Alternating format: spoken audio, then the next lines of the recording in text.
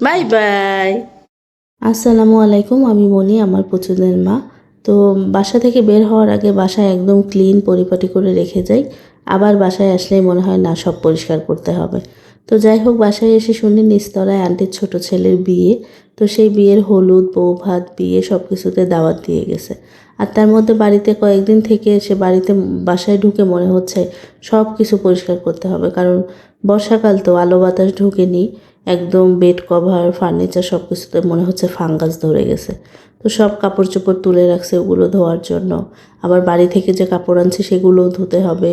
তাই ভাবলাম ফ্রিজটাও পরিষ্কার করে নিই। তো ফ্রিজের ভেতরে এই যে যত বাটি ছিল, গুড়, সস, অনেক কিছুই তো থাকে। সবগুলোই হচ্ছে এই যে বালতিতে শ্যাম্পুর পানি নিয়ে নিছি, সেটা থেকে কাপড় ভিজিয়ে ভিজিয়ে মুছে নিচ্ছে। আর নর্মাল ফ্রিজে অনেকগুলো আম ছিল, সেই আমগুলো একদম কেমন যেন শুকায় গেছে। তো আমি আবার পলিথিনে বেঁধে রেখে দিলাম, কারণ দুধ ভাত দিয়ে খেয়ে ফেলা যাবে। তো এই যে ফ্রিজটা মোটামুটি পরিষ্কার করা শেষ। তারপরে হচ্ছে ড্রয়ারগুলো মেজে উপর করে রাখছি, পানি শুকালে এনে জাস্ট ভরে রাখবো ফ্রিজের মধ্যে। তো এই হচ্ছে, মানে কি বলবো, আমার হাজব্যান্ড বলে এমনিতেই নাচুনি বুড়ি, তার মধ্যে ঢোলের বাড়ি। যদিও আন্টি আমাদের বাসায় সেরকম আসেই না, 1.5 বছরের মাত্র 1-2 বার আসছে, আমিও 1-2 বারই গেছি।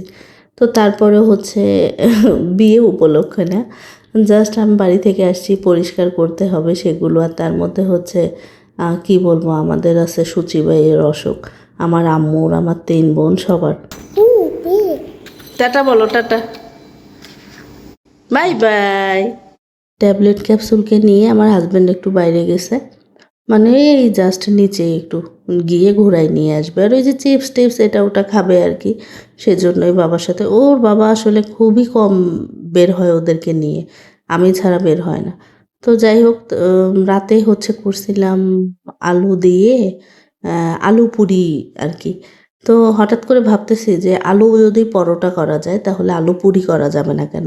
সেই জন্যই আমার নতুন এক্সপেরিমেন্ট। তো সেই জন্য হচ্ছে আমি প্রথমে আলু সেদ্ধ করে, সেদ্ধ আলুটাকে হচ্ছে ভালো করে গ্রেটার দিয়ে গ্রেট করে নিছি। তারপরে হচ্ছে এটার মধ্যে একটু চিলি ফ্লেক্স দিব, খেতে ভালো লাগবে এজন্যই। তবে কাঁচামরিচ কুচি, পেঁয়াজ কুচি এসব দিলেও মজাই লাগবে খেতে। ধনিয়া পাতা কুচি, কিন্তু আমি ধনিয়া পাতা খাই না, তো এই জন্য দিই নেই।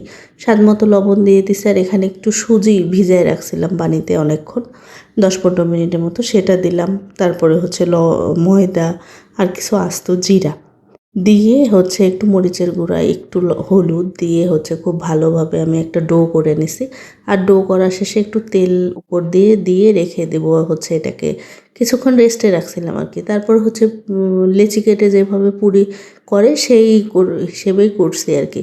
পুরি বললেও ভুল হবে, আবার লুচিও বলা যায়। তো যাই হোক, এটাই ছিল হচ্ছে আমাদের রাতের খাবার, যেহেতু সারাদিনে অনেক কাজ টাজ করছি, তো এই জন্য শর্টকাটে রাতের খাবারটা করছিলাম। একটু হালুয়া করছিলাম আর ডিম ভাজি ছিল সাথে। তো এই হচ্ছে আমাদের রাতের খাবার, আলু লুচি বা পুরি একটা বললেই হয়েছে। আলু পরোটাটা একটু অন্যরকম হয়, পরোটার ভিতরে আলু ভর্তা দিতে হয়।